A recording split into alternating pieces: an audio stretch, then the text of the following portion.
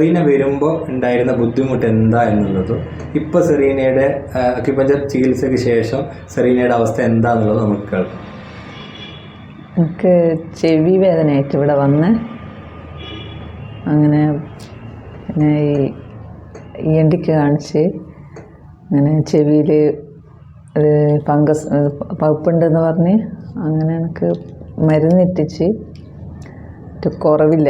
അങ്ങനെ പിന്നെ കുറച്ച് ഇതായിട്ട് കുറച്ച് അധികമായി നല്ല വേദന വന്ന് അങ്ങനെ ഭക്ഷണമൊന്നും കഴിച്ചുകൂടാത്ത തരത്തിലുള്ള ഭയങ്കരമായിട്ടുള്ളൊരു വേദന, വായി തുറക്കുവാൻ തന്നെ ബുദ്ധിമുട്ട്.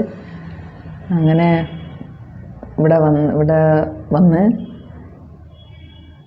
ഒരു ചെവിൻ്റെ ഒരു ട്രീറ്റ്മെൻറ്റ് ചെയ്ത് അങ്ങനെ ഇത് പിന്നെ അത് പെട്ടെന്ന് അൽഹംദുലില്ലാ അത് പെട്ടെന്ന് എനിക്ക് കുറഞ്ഞ് കിട്ടിയേക്ക്.